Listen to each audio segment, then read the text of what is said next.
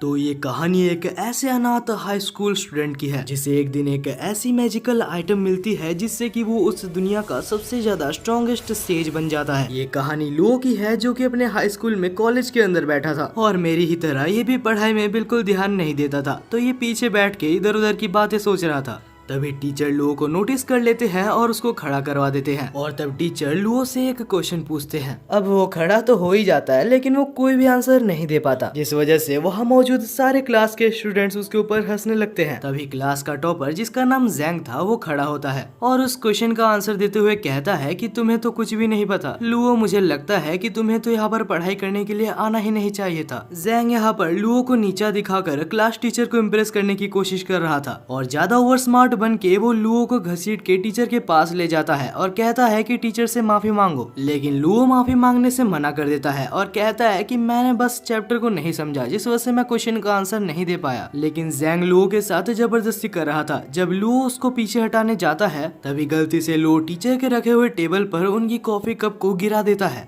लेकिन तब लुओ अपने रिफ्लेक्सेस के साथ उस कप को बचा लेता है। लेकिन कप को बचाने के चक्कर में लुओ ने टीचर के ब्रश पेन को तोड़ दिया था और वो ब्रश पेन टीचर के लिए काफी ज्यादा इम्पोर्टेंट था। अगले ही सीन में हम देखते हैं कि जैंग को और लुओ को टीचर प्रिंसिपल ऑफिस में ले जाते हैं और जैसे ही दोनों प्रिंसिपल ऑफिस पहुंचते हैं तो हम लुओ को देखते हैं जो कि बहुत ज्यादा डरा हुआ था क्योंकि उसे पता है कि सारी ब्लेम उसके ऊपर ही आने वाली है। तब हम जैंग को देखते हैं जो कि प्रिंसिपल के ऑफिस में आते साथ ही अच्छा बनने का नाटक कर रहा था। वो लुओ के साथ भी अच्छे से बात कर रहा था और वो बोलता है कि मैं लुओ की तरफ से भी माफी मांगता हूँ। अभी ये सब देखने के बाद तो लुओ बहुत ज्यादा गुस्सा हो चुका था। वो कहता है कि प्रिंसिपल आप जो भी अभी देख रहे हैं सब ये नाटक कर रहा है। लेकिन तभी प्रिंसिपल चिल्लाते हुए कहता है कि बिल्कुल चुप हो जाओ लुओ, तुमने टीचर जू के सबसे ज्यादा इम्पोर्टेंट चीज को तोड़ दिया है। ये एक हजारों सालों इम्पोर्टेंट एंशिएंट ब्रश था जिसे कि ढूंढना लगभग इम्पॉसिबल है। लेकिन तभी टीचर जू बीच में बोलते हैं कि लुओ, तुम्हें इतना ज्यादा सोचने की जरूरत नहीं है, तुम बस मेरे लिए एक ऐसा सेम टू सेम ब्रश खोज के लाओ। लेकिन मैं तुम्हें पहले ही कह देता हूँ कि ये ब्रश तुम्हें इजीली नहीं मिलने वाली। इस ब्रश को खोजते खोजते तुम्हें बहुत चीजें पता चलेगी जिससे कि तुम्हें भी फायदा होगा और मुझे भी मेरा ब्रश वापस मिल जाएगा। अब लुओ इस चीज के लिए हाँ बोल देता है क्योंकि अगर वो ना बोलता तो उसे इस कॉलेज से निकाल दिया जाता। लेकिन लुओ जल्दी समझ जाता है कि ये कितना ज्यादा मुश्किल काम था क्योंकि पूरा शहर को एक एक जगह पर खोजने के बाद भी उसे वो ब्रश कहीं भी नहीं मिलता। वो तो ये तक सोच रहा था कि कहीं टीचर मुझे जानबूझ के सफर तो नहीं करवा रहे। लेकिन तभी घूमते घूमते लुओ को जैंग दिखता है जो कि एक जगह पर दौड़ के जा रहा था। जब लुओ उसका पीछा करता है तो उसे पता चलता है जैंग भी उसी ब्रश को खोज रहा है ताकि वो लुओ से पहले उस ब्रश को टीचर को दे सके। और तभी जैंग के अंकल बोलते हैं कि ये ब्रश मुझे मिल चुका है जो कि यहाँ पर नहीं एक और सिटी में है, हम लोग वहाँ पर चलेंगे लेकिन उससे पहले हम लोग कुछ खा लेते हैं। दूसरी तरफ हम लुओ को देखते हैं जो कि खुश हो रहा था क्योंकि ये उसके लिए बहुत बड़ा मौका था और लुओ जल्दी से जल्दी दूसरे सिटी में जाता है और उस शॉप को खोज लेता है। जब लुओ उस शॉप में पहुंचता है तो वहाँ पर मौजूद शॉपकीपर जो कि एक लड़की थी जिसका नाम रोंग था और उसे देखते साथ हमारे लुओ को उससे पहली नजर में ही प्यार हो गया था। अब वो शर्माते शर्माते पूछता है तो क्या तुम्हारे पास वो ब्रश है, और रोंग भी बोलती है कि हाँ हमारे पास वो ब्रश है। उसके बाद वो उसे ब्रश को दिखाती है लेकिन वो उसे ब्रश को छूने से मना करती है क्योंकि अभी वो उसे नहीं बेच सकते। वो कहती है कि मेरे ग्रैंडफादर जब यहाँ पर आ जाएंगे उसके बाद मैं उनसे पूछ के ये ब्रश तुम्हें बेच सकती हूँ। तभी वहाँ पर एक सूट पहना हुआ आदमी वहाँ पर एंटर करता है और कहता है कि वो ब्रश मेरी है। ये आदमी एक क्रिमिनल है और रोंग इसे जानती है। रोंग कहती है कि हमने तुम्हें कभी भी यहाँ पर नहीं बुलाया तो जल्दी से जल्दी यहाँ से भाग जाओ। ये आदमी जिसका नाम जेन है वो बहुत ज्यादा गुस्सा हो जाता है और उस ब्रश को लेके देखता है। उसके बाद बोलता है कि ये वो ब्रश नहीं है जिसको मैं खोज रहा हूँ और तब वो उस ब्रश को फेंक देता है। लेकिन सही टाइम पे लुओ उसको जाके पकड़ लेता है और उसके बाद जैंग कहता है कि अगर तुम मुझे वो ब्रश नहीं देती जो कि मैं मांग रहा हूँ तो मैं तुम सबको मार डालूंगा। तभी बीच में लुओ आ जाता है और अभी अभी जिससे उसे प्यार हुआ है उसके लिए वो उससे लड़ने लगता है। लेकिन तब जैंग इरिटेट होकर अपनी पावर को रिलीज करता है जिससे कि दोनों ही बहुत पीछे जाके गिरते हैं। तब रोंग कहती है कि लुओ पीछे रहना। उसके बाद ही रोंग अपनी पावर को रिलीज करती है। वो कुछ आइसिकल स्पीयर्स का इस्तेमाल करती है जिससे कि जैंग के ऊपर कुछ ज्यादा खास असर नहीं पड़ता। लेकिन जैंग तब हैरान हो जाता है जब रोंग अपने पास में से एक स्नो ब्रश को समन करती है और उससे उसके ऊपर हमला करती है। तब जैंग भी सीरियस हो जाता है और वो अपने क्लाउड ब्रश को समन करता है और इसके बाद दोनों ही पागलों की तरह लड़ने लगते हैं। लुओ सोच रहा था कि कहीं वो इनके बीच में मारा ना जाए। तब जैंग रोंग को कहता है कि मैं तुम्हें पहले ही बता दूं, तुम्हारे पास जो ब्रश है वो ताकतवर है, लेकिन तुम मुझे हरा नहीं सकती। अब हमें यहाँ पर एक पास्ट का सीन दिखाया जाता है जहाँ हमें एक ओल्ड मैन को दिखाया जाता है जो बैठ के बहुत ज्यादा ड्रिंक कर रहा था। और ये कोई ऐसा वैसा पर्सन नहीं है, ये उस दुनिया का सबसे ज्यादा स्ट्रॉन्गेस्ट सेज है। लेकिन क्योंकि अभी ये बूढ़ा हो चुका है तो वो और काम नहीं करना चाहता। उसे पता है कि वो बहुत ही जल्दी मारा जाएगा, जिस वजह से वो अपनी जिंदगी को एंजॉय कर रहा था। लेकिन उसने मरने से पहले अपनी स्पिरिट और अपनी सारी पावर्स को एक ब्रश के अंदर कैद कर दिया था। अब हमें फिर से प्रेजेंट में दिखाया जाता है जहाँ जैंग और रोंग लड़ रहे थे। और अब लड़ते लड़ते रोंग को एक झटका लगता है जिससे कि उसके पास से वही ब्रश निकल जाती है और वो ब्रश सीधा जाके लू के अंदर इंसर्ट हो जाती है। तब हम देखते हैं कि लू के अंदर कुछ चेंजेस आ रहे थे। कुछ ही देर में लू बिल्कुल बदल चुका था, उसकी प्रेजेंस बिल्कुल ही अलग हो चुकी थी। जैंग उसके ऊपर फिर से हमला करने की कोशिश करता है लेकिन वो लू की स्पीड को मैच नहीं कर पाता। तब जैंग अपना सबसे ज्यादा स्ट्रॉन्गेस्ट मूव को इस्तेमाल करता है लेकिन लू के सामने सब कुछ बेकार था। जैंग को जल्दी समझ आ जाता है कि उससे बहुत बड़ी गलती हो गई है और वो वहां से भाग जाता है। उसके जाने के बाद रोंग पूछती है, लुओ क्या तुम ठीक हो? लेकिन लुओ बिल्कुल भी ठीक नहीं होता और वो वहीं पर बेहोश हो जाता है। अगले सीन में हमें लुओ को एक अजीब सी जगह पर दिखाया जाता है जहाँ लुओ एक बोट पे होता है। लेकिन लुओ की ये खुशी भी ज्यादा देर तक नहीं टिकती क्योंकि वो बोट भी नीचे डूब जाता है। हालांकि वो सपना देख रहा था लेकिन जैसे ही वो सपने से उठता है तो वो अपने सामने रोंग को पाता है। तब रोंग के ग्रैंडफादर जिसका नाम मिस्टर वे था वो आते हैं और रोंग को इंट्रोड्यूस करते हैं। तब मिस्टर वे बोलते हैं कि तुम बेहोश हो गए क्योंकि तुम वो ब्रश की पावर्स को संभाल नहीं सकते।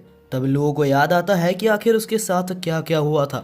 तभी लुओ को ये भी याद आता है कि अभी तक उसने अपने टीचर का ब्रश नहीं लिया। तब लुओ पूछता है कि मिस्टर वे क्या आपके पास वो पाइनएप्पल वाली ब्रश है? लेकिन वो तब चौंक जाता है जब मिस्टर वे कहते हैं कि मैंने उसको जैंग नाम के एक बच्चे को बेच दिया। वैसे अभी लुओ कुछ कर भी नहीं सकता जिस वजह से वो दुखी होके वहाँ से जाने लगता है। लेकिन तब मिस्टर वे कहते हैं कि तुम चिंता मत करो, हमारे शॉप में तुम्हारे साथ तो बहुत कुछ हुआ है तो तुम इस ब्रश को रख सकते हो। और इसके बाद मिस्टर वे कहते हैं कि तुम जो ब्रश यहाँ पर लेने आए थे ये उससे भी काफी ज्यादा वैल्यूएबल है। अब हमें दूसरा सीन दिखाया जाता है जहाँ हमें एक लड़की दिखाई जाती है जो कि लाल कलर की ड्रेस पहनी थी और वो चुपके से एक रेस्ट्रिक्टेड जगह पर घुस के वहाँ पर जाना चाहती थी। लेकिन तभी वहाँ पर गार्ड उसको पकड़ लेता है। लेकिन तब वो लड़की बहाना देते हुए कहती है कि मैं बस वॉशरूम खोज रही थी और यहाँ पर आ गई। तब गार्ड उसे बाहर जाने का मैप देता है और वहाँ से जाने के लिए बोलता है। दूसरी तरफ हम लू को देखते हैं जो अभी भी दुखी दुखी चल रहा था क्योंकि उसे अभी तक वो पेन नहीं मिली थी जो कि उसे उसके टीचर ने लाने के लिए बोला था। मगर हाँ, उसके टीचर ने ये भी कहा था कि तुम भी कुछ अच्छा सीखोगे और मुझे भी मेरा ब्रश मिल जाएगा। तो मैंने कुछ नई चीजें तो जरूर सीखी है और ये पेन भी काफी अच्छा है। उम्मीद करता हूँ कि वो मुझे कॉलेज से ना निकाले। पहले अब लू जा रहा था मिस्टर जू के ऑफिस में वो पेन को देने के लिए और वो ये भी सोच रहा था कि वो अपने पेन को देते साथ ही एक इमोशनल स्टोरी को भी उसके साथ अटैच कर देगा ताकि टीचर जो उसको कुछ ना बोले और छोड़ दे। लेकिन तभी अचानक से लू के टीचर पीछे आ जाते हैं और आके पूछते हैं कि लू आखिर तुम यहाँ पर क्या कर रहे हो? लू तब कुछ समझ नहीं पाता और कह देता है कि मुझे आपकी पेन मिल गई है। टीचर तो खुश हो जाते हैं और उसको अपने केबिन के अंदर ले जाते हैं। जब लू अंदर जाता है तो वो काफी ज्यादा नर्वस होता है क्योंकि उसे पता है जो पेन उसे देनी थी वो पेन उसे मिली नहीं है। लेकिन अब लू कुछ कर भी नहीं सकता जिस वजह से वो पेन उसे देता है और वो पेन देने के बाद नहीं पता कैसे लू को उस पेन के बारे में सारी इन्फॉर्मेशन पहले से ही पता होती है। टीचर जैसे ही उस पेन को देखते हैं तो टीचर को पहले ही अंदाजा हो जाता है कि ये पेन बहुत ही ज्यादा कीमती है। ऊपर से जब लू उस पेन के बारे में उसे जितनी इन्फॉर्मेशन पता थी सारी इन्फॉर्मेशन टीचर को बताता है तो वो टीचर काफी ज्यादा खुश हो जाते हैं। यहाँ तक कि वो टीचर उस पेन को ट्राई कर भी देखते हैं। अब लू कम से कम इस कॉलेज से बाहर तो नहीं निकाला जाएगा। इसके बाद के सीन में हम लू को देखते हैं जो कि एक कैफे में बैठ के रिसर्च कर रहा था कि आखिरकार उसे अचानक से इतनी सारी इन्फॉर्मेशन कहाँ से आई और वो ब्रश पेन क्या थी। लेकिन तभी हम देखते हैं कि कुछ गुंडे कैफे के अंदर आ जाते हैं जो कि कैफे के ओनर के मालिक को धमकाने लगते हैं। हालांकि जब लड़ाई होती है तो कैफे का ओनर काफी ज्यादा अच्छा मार्शल आर्टिस्ट था जिस वजह से वो आराम से कुछ बंदों को धो देता है और तब लू भी उसके मदद करने के लिए आ जाता है। लू को देख के कैफे का ओनर काफी खुश होता है और बोलता है कि तुम तो अभी अभी मेरे दोस्त बने थे दरअसल लू और कैफे का ओनर अभी कुछ ही टाइम पहले दोस्त बने थे। वह अब लड़ाई आगे बढ़ती है, लेकिन कुछ ही देर बाद हम देखते हैं कि लू को बहुत जन घेर लेते हैं और अब लू एक बहुत ही ज्यादा मुसीबत में फंस चुका है, क्योंकि उसके ऊपर 2 से 3 जन मारने वाले थे। लेकिन जैसे ही लू के बॉडी पे हमला होता उससे पहले ही लू के बॉडी से कुछ एनॉर्मस पावर एक्टिवेट हो जाती है। नहीं पता कैसे, लेकिन लू हवा में आ जाता है और उसे खुद भी नहीं पता कि आखिर ये उसकी पावर्स काम कैसे करती है। ये पावर देख के वहाँ पर मौजूद सारे बंदे कैफे के ओनर के ऊपर हमला करने जाते हैं, लेकिन तभी हम देखते हैं कि लू अचानक से वहाँ टेलीपोर्ट होके सबको मार देता है। अब यहाँ पर सारे बंदे मार खाने के बाद जा चुके थे और कैफे का ओनर जिसका नाम केन था वो कहता है कि मुझे पता नहीं था कि आखिर तुम अपने सुपर ह्यूमन पावर्स को मुझसे छुपा रहे हो। वेल केन उससे कुछ बातें करना चाहता था, लेकिन लू बोलता है कि मैं काफी ज्यादा टायर्ड हूँ तो मैं तुमसे बाद में बात करूंगा। वेल दूसरी तरफ लू काफी ज्यादा एक्साइटेड था, क्योंकि उसे बहुत सारी चीजों के बारे में पता चल रही थी और वो एक काफी ज्यादा पावरफुल पर्सन बन चुका था। वो तो विश्वास नहीं कर पा रहा था कि ये सब उसके साथ रियल लाइफ में हो रही है। वो सोचता है कि वो खुद को इंक ब्रश पेंटर बुलाएगा या फिर इंक ब्रश मैन, लेकिन ये सब बहुत ही ज्यादा वियर्ड नेम थे, जिस वजह से वो कुछ और सोचने का प्लान करता है। लेकिन वो काफी ज्यादा टायर्ड था तो वो नेम सोचते सोचते सो ही जाता है। जब लू सो रहा था तो नींद में उसे एक अजीब सा बूढ़ा आदमी दिखता है, जिसे देख के वो काफी ज्यादा डर जाता है और अब वो सो भी नहीं पा रहा था, जिस वजह से वो आधी रात को ही घर से बाहर निकल जाता है। वो सोचता है कि मुझे कुछ भी करके उस शॉप में वापस जाना होगा इन सब के आंसर्स को पाने के लिए। मगर जैसे ही वो रात को बाहर चल रहा था तो उसे अपने पीछे कुछ बहुत ज्यादा डेंजरस महसूस होता है। वो जैसे ही पीछे देखता है तो उसके पीछे एक बहुत ही खतरनाक मॉन्स्टर था। उसे देखने के बाद लू अपनी पूरी कोशिश करता है कि वो वहाँ से भाग जाए, लेकिन कुछ भी करके वो मॉन्स्टर उसको पकड़ लेता है। लू अपने आप को ये कह रहा था कि चिंता मत करो, तुम्हारे पास सुपर ह्यूमन पावर्स है, लेकिन असल में ये सुपर ह्यूमन पावर्स तब काम ही नहीं करते। तब लू सोचता है तो शायद यही मेरा अंत है। लू की जिंदगी यहाँ पर एक मॉन्स्टर लेने वाला था। लू ये बिल्कुल एक्सेप्ट कर चुका था और अपने रिग्रेट्स को वापस दोहरा रहा था कि वो मरने वाला है, लेकिन अभी तक उसकी एक भी गर्लफ्रेंड नहीं बनी, ना ही वो सुपरमैन बन पाया जो वो बचपन से बनना चाहता था। तभी वो मॉन्स्टर भी लू को मारने ही वाला था, लेकिन अचानक से वो मॉन्स्टर बिल्कुल जम जाता है, क्योंकि वहीं पर सही टाइम पे रोंग आ चुकी थी जो कि लू को बचा लेती है। तब रोंग लू को पूछती है कि आखिर हमने जो तुम्हें ब्रश दिया था वो क्या तुम्हारे पास है, लेकिन तब लू कहता है कि मैंने वो अपने टीचर को दे दिया। और ये सुन के रोंग काफी ज्यादा गुस्सा हो जाती है और उस गुस्से को मॉन्स्टर के ऊपर निकाल देती है। और रोंग इतनी ज्यादा ताकतवर है ये देख के लू उसके ऊपर फिर से फिदा हो जाता है। वेल अब ये सब हो जाने के बाद लू और रोंग फिर से उसी शॉप के अंदर जाते हैं और रोंग लू को इस बार अपने ग्रैंडफादर के पास ले जाकर बैठा देती है। तब हम देखते हैं कि रोंग के ग्रैंडफादर कहते हैं कि तुम्हारे ऊपर रात को जिस मॉन्स्टर ने हमला किया था उसे आखिर एक ब्रश पपेट कहा जाता है। वो कुछ ऐसे खतरनाक मॉन्स्टर्स होते हैं जो कि ब्रश पेन के द्वारा बनाए जाते हैं, और जो ब्रश पेन मैंने तुम्हें दिया था, अगर तुम्हारे पास वो ब्रश पेन होता तो तुम मॉन्स्टर से बच सकते थे, लेकिन तुमने उस ब्रश पेन को किसी और को दे दिया। मैं ठीक कह रहा हूँ ना? तब लू कहता है अरे हाँ आप बिल्कुल ही ठीक कह रहे हैं, वो ब्रश मैंने मेरे टीचर को दे दिया था। तब लू कहता है कि आप मेरे को बिल्कुल पहले से पूरी स्टोरी को बताइए, मुझे पता है आप मुझसे कुछ छुपा रहे हैं। तब ग्रैंडफादर कहते हैं कि अगर तुम्हें सुनना ही है तो मैं तुम्हें सब कुछ पहले से बताता हूँ। बहुत समय पहले की बात है जब इस दुनिया में कुछ भी सही नहीं चल रहा था, बिल्कुल वर्ल्ड वार की तरह ही यहाँ पर बहुत सारी केओस मची थी। उस समय की बात है, बहुत सारे टैलेंटेड स्पिरिट्स और मेजेस मारे जा रहे थे। तब एक बहुत ही ज्यादा स्ट्रॉन्ग मेज ने सारे स्पिरिट्स को ब्रश में कैद करना शुरू कर दिया था, और उनमें से ही एक ब्रश अभी तुम्हारे अंदर इंसर्ट हो चुका है। और लू अगर तुम्हें पता नहीं तो तुम्हारे अंदर जो स्पिरिट है वो सारे स्पिरिट्स की किंग है। लू खुश हो जाता है और कहता है तो इसका मतलब मैं सारे स्पिरिट ब्रशेस का किंग हुआ। तब ग्रैंडफादर कहते हैं कि ऐसा तो हो सकता है, लेकिन ये पूरी तरीके से सच नहीं है, क्योंकि तुम्हारे अंदर जो स्पिरिट ब्रश की पावर है वो बस उस स्पिरिट की एक छोटी सी पार्ट है। तभी हम देखते हैं कि ग्रैंडफादर को कुछ अजीब सा महसूस होता है और लू के पीछे वो एक एनिमी को डिटेक्ट करके उसके ऊपर हमला कर देते हैं। उस बंदे का नाम ली था जो कि लुओ का जान लेने के लिए आया था, क्योंकि लुओ के पास वो सबसे ज्यादा स्ट्रॉन्गेस्ट स्पिरिट ब्रश है जो कि उसको चाहिए। और ये कोई ऐसा वैसा एनिमी नहीं है, ये एक बहुत ही ज्यादा खतरनाक एनिमी है, क्योंकि ये एक बहुत ही बड़े फैमिली का हेड है। अब वो लुओ के ऊपर हमला करता उससे पहले ही रोंग उसके ऊपर हमला कर देती है, लेकिन ली उस अटैक को काफी आसानी से रोक लेता है और उल्टा रोंग के ऊपर एक बहुत ही खतरनाक हमला करता है। तब रोंग को बचाने के लिए सामने लू आ जाता है, लेकिन ग्रैंडपा सही टाइम पे उसको संभाल लेते हैं। और तब हम देखते हैं कि ली बहुत ज्यादा गुस्सा होके बहुत सारे अटैक्स एक बार में करने लगता है। लेकिन ग्रैंडफादर भी कोई कमजोर खिलाड़ी नहीं था। दूसरी तरफ हम लू को देखते हैं जो रोंग को पूछता है कि आखिर ये सब क्या चल रहा है। तब रोंग कहती है कि तुम्हारे अंदर जो ब्रश है वो टॉप 7 ब्रशेस में से काउंट होता है और ये बंदा उन 7 ब्रशेस को कलेक्ट करने का काम करता है जिनमें से एक ब्रश तुम्हारे अंदर है, तो वो तुमको मार के तुम्हारे अंदर से उस ब्रश को लेने के लिए आया है। दूसरी तरफ हम देखते हैं कि अभी तक ग्रैंडपा उससे लड़ रहे थे, लेकिन अभी उनकी तबीयत काफी ज्यादा अच्छी नहीं थी क्योंकि ग्रैंडफादर बूढ़े हो चुके हैं, तो वो उनसे काफी ज्यादा देर तक नहीं लड़ सकते, जिस वजह से रोंग लड़ने का फैसला करती है। तब वो लू को कहती है कि तुम यहाँ से जितना दूर हो सके उतना दूर भाग जाओ, क्योंकि अगर मैं नहीं लड़ पाई तो वो तुम्हें भी मार देगा। दूसरी तरफ हम ली को देखते हैं जो कि ग्रैंडफादर को मारने ही वाला होता है, लेकिन तभी लू अपनी पावर को एक्टिवेट करके एक प्रोटेक्शन बैरियर से उनको बचा लेता है। ग्रैंडफादर कहते हैं कि लू तुम भाग जाओ क्योंकि तुम इसके सामने नहीं जीत सकते। तब लू कहता है कि मैं इस फाइट में उतर चुका हूँ और अब मैं भाग नहीं सकता,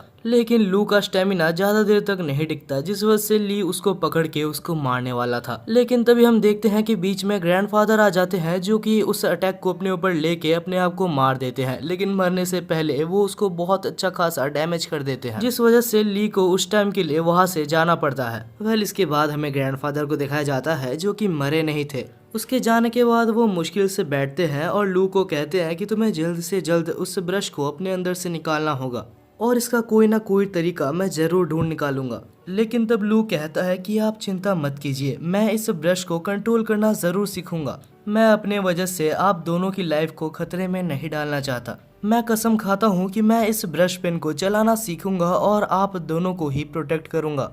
तब ग्रैंडफादर कहते हैं कि अगर तुम यही चाहते हो लू तो यही सही। इस ब्रश पेन को चलाना मुश्किल जरूर है, लेकिन मैं तुम्हें ट्रेन जरूर करूंगा, लेकिन उससे पहले मैं थोड़ा रेस्ट कर लूं ताकि मेरा ये जख्म ठीक हो सके। तब रोंग कहती है कि आप चिंता मत कीजिए, जब तक आप रिकवर नहीं होते तब तक रोंग को ट्रेनिंग देने की जिम्मेदारी मेरी हुई। वेल इतना कुछ होने के बाद भी हमारा नल्ला मेन कैरेक्टर अभी खुश हो रहा था क्योंकि रोंग उसको ट्रेनिंग देने वाली है। अब दूसरी सीन में हमें रोंग को और लू को दिखाया जाता है जो कि स्कूल में थे और सब लू को बहुत ज्यादा टेंशन दे रहे थे, और भला क्यों ना दे क्योंकि उसके साइड में ही रोंग भी उसके साथ ही चल रही थी। अब इसके बाद ही रोंग लू को एक लाइब्रेरी में ले जाती है और कहती है कि तुम्हें यहाँ पर सारे इम्पोर्टेंट पोएम्स को रिसाइट करना होगा, क्योंकि सारे पोएम्स को जानने के बाद ही तुम ब्रश की फुल पोटेंशियल को समझ पाओगे। लू भी बहुत ज्यादा परेशान हो जाता है क्योंकि उसे लग रहा था कि उसे पढ़ाई नहीं करनी होगी, लेकिन यहाँ भी उसे पोएम्स याद करने होंगे। वह रोंग काफी ज्यादा टेंशन में थी, जिस वजह से लू उसको एक जोक सुना के उसको हंसाने की कोशिश करता है, लेकिन अफसोस रोंग हंसती नहीं है। और तभी वहाँ पर जैंग आ जाता है जो आकर लू की फिर से बेइज्जती करने लगता है। वो कहता है कि अगर तुम्हें बस मजबूरी में ही लू के साथ रहना है तो तुम उसे छोड़ सकती हो, और अगर तुम्हें पोएम्स ही चाहिए तो मेरे को सारे पोएम्स याद है। ये सब सुन के लू बहुत ज्यादा परेशान हो गया था और इतना गुस्से में था कि उसे कुछ भी समझ नहीं आ रहा था। तब जैंग अपने आप को रोंग से इंट्रोड्यूस करता है और कहता है कि लू एक बहुत ज्यादा बेकार स्टूडेंट है। वो इतना ज्यादा घटिया है कि कुछ दिन पहले उसने कुछ ऐसा काम किया था जिससे कि वो कॉलेज से निकाल दिया जाता। तब लू को लगता है कि ये सब सुनने के बाद रोंग उसकी हेल्प नहीं करेगी या ही उसके साथ रहेगी, लेकिन भाई वो कहते हैं ना कि मेरी वाली अलग है। बस वैसे ही रोंग यहाँ पर उल्टा जैंग को ही रोस्ट कर देती है। वो कहती है कि तुम बस अपने आप को अच्छा दिखाने की कोशिश कर रहे हो, भले ही तुम एक नालायक हो। और ये सुनने के बाद वहाँ पर मौजूद सारे स्टूडेंट्स उसके ऊपर हंसने लगते हैं, लेकिन इस जैंग गधे को अभी तक समझ नहीं आया। उसे लग रहा है कि वो बस जबरदस्ती लू के साथ है और उसे लग रहा है कि वो लू से रोंग को छीन लेगा। कुछ समय बाद हमें दिखाया जाता है कि रोंग और लू एक पेड़ के नीचे बैठे होते हैं। लू को अभी तक विश्वास नहीं हो रहा था कि उसके लिए रोंग ने स्टैंड लिया। वो सोच रहा था कि क्या यही असली प्यार है। अब अगर इन सब बातों को साइड में रख दिया जाए तो लू को सारे पोएम्स याद हो गए थे, लेकिन उसे एक भी पोएम समझ नहीं आया था। तब रोंग उसके साइड में आके बैठती है और कहती है कि जो भी ब्रशेस होते हैं वो प्रिफर करती है कुछ जीनियस लोगों के अंदर जाने के लिए, कुछ ऐसे लोग जिनको पोएम्स और उनके ऑथर के बारे में सारा कुछ पता होता है, ताकि वो सारे ब्रशेस अपनी फुल पोटेंशियल का यूज कर सके। लेकिन तुम्हारे जैसे गधे के अंदर एक ब्रश चला गया है, जिस वजह से वो कभी भी अपने फुल पोटेंशियल का यूज नहीं कर पा रही। लू सोच रहा था कि बस यही देखना बाकी रह गया था, इसने मेरे मुंह पे मेरे को गधा बोल दिया। और ये सारी बातें पेड़ के पीछे से से जैंग सुन रहा होता है। वो अभी सोचता है कि अगर ये सच बात है तो मेरे को भी एक ब्रश पेन ले ही लेना चाहिए। दूसरी तरफ लू पढ़ाई कर करके थक चुका है तो उसे लगता है कि उसे अभी एक ब्रेक तो ले ही लेना चाहिए। तब रोंग कहती है कि जब वो ली तुम्हारे सामने रहेगा तो तुम्हें पूरी अपनी जिंदगी से छुट्टी मिल जाएगी। ली जूगे फैमिली से बिलोंग करता है और वो फैमिली एक बहुत ही ज्यादा पॉपुलर फैमिली है जो कि अभी तुम्हारे पीछे पड़ा है और उस फैमिली से कोई भी लड़ना नहीं चाहता। तो तुम्हें जल्दी से जल्दी तुम्हारे अंदर मौजूद ब्रश पेन के बारे में जानना होगा। जितना जल्दी तुम जानोगे उतने ही अच्छे से तुम उसे यूज कर पाओगे।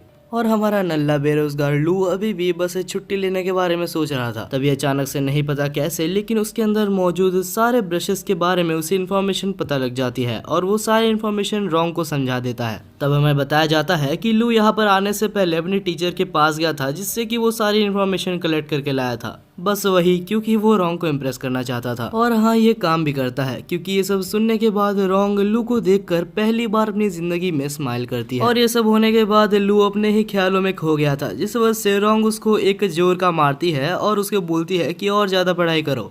तब दूसरी तरफ हम जैंग को देखते हैं जो कि मिस्टीरियसली अपने अंकल से बात कर रहा था और कहता है कि अंकल जल्दी से जल्दी मेरे लिए एक स्पिरिट ब्रश को खोजो। तब उसके अंकल भी कहते हैं कि मैंने पहले से ही एक स्पिरिट ब्रश तुम्हारे लिए रखा हुआ है। उसी रात दूसरे जगह पर हमें दिखाया जाता है रोंग और लू को जो कि एक साथ कहीं पर जा रहे थे। क्योंकि लू के साइड में रोंग भी थी तो लू को काफी ज्यादा अटेंशन मिल रहा था। लू कहता है कि रोंग अगर तुम चाहो तो तुम अपने घर जा सकती हो, लेकिन तब रोंग कहती है कि नहीं, मैं तुम्हारे साथ ही रहूंगी। और ये सुन के वहाँ पर मौजूद सारे लोग बहुत ज्यादा हैरान हो जाते हैं। तब लू कहता है तो ठीक है लेकिन यहाँ पर नहीं, तुम मेरे साथ कहीं और चलो। और इसके बाद ही हम लू को देखते हैं जो कि रोंग को लेके वही इंटरनेट कैफे में ले जाता है। हाँ, वही इंटरनेट कैफे जहाँ पर लू कुछ दिन पहले आया हुआ था। लू के नए दोस्त को पहले लू समझाता है कि हाँ, रोंग मेरे एक पार्टनर है, ना ही मेरी गर्लफ्रेंड। तब कैफे का ओनर लू और रोंग को एक जगह दे देते हैं बैठने के लिए। और रोंग उस इंटरनेट कैफे यानी कि वो कंप्यूटर इंटरनेट को देख के काफी ज्यादा हैरान थी। वो कहती है कि मैं बचपन से ही एक स्पिरिट ब्रश को कंट्रोल करना सीखती हूँ और इसका एक मतलब ये भी है कि बचपन से ही मैं कभी भी बाहर की दुनिया को ज्यादा एक्सप्लोर नहीं कर पाई, तो ये सारी चीज मेरे लिए बिल्कुल ही नहीं है। तब लू कहता है कि इस इंटरनेट में बहुत कुछ है, अगर तुम चाहो तो हम लोग अभी कुछ देर के लिए प्रैक्टिस को साइड में रख के कुछ गेम्स खेल सकते हैं। और रोंग को भी थोड़ा सा ब्रेक चाहिए था जिस वजह से दोनों ही गेम्स को खेलने लगते हैं। कुछ देर बाद लू सोचता है कि क्या सच में रोंग इससे पहले कभी भी गेम्स नहीं खेली है, क्योंकि रोंग पहले ही ट्राई में गेम को बहुत ही अच्छे से खेल रही थी। रोंग कहती है कि ये सब गेम्स वगैरह बहुत ही ईजी है ये कंपेरिजन में कि मैं बचपन से ही एक स्पिरिट ब्रश को यूज करती हूँ। मेरे ख्याल से इन गेम्स को खेलने से 100 गुना ज्यादा हार्ड है स्पिरिट ब्रश को कंट्रोल करना। और ये सुनने के बाद लू फिर से अपने प्रैक्टिस में लग जाता है। उसे ये पता चलता है कि जितनी जल्दी वो जितने ज्यादा पोएम्स को रिसाइट करेगा उतनी जल्दी ही उसकी स्पिरिट स्ट्रांग होगी। अब इतनी सारी पोएम्स को रिसाइट करने के बाद वो काफी ज्यादा थक चुका था तो वो उठता है और अपने दोस्त के पास जाता है और तब वो उससे बात करते करते कहता है कि रोंग बिल्कुल भी ऐसी वैसी लड़की नहीं है, वो सच में एक बहुत ज्यादा मेहनती लड़की है। तब कैफे का ओनर एक सजेशन देता है। वो कहता है कि मुझे जैसे लगता है रोंग एक ऐसी लड़की है जो कि इंटरनेट कैफे में आना ज्यादा देर तक पसंद नहीं करेगी।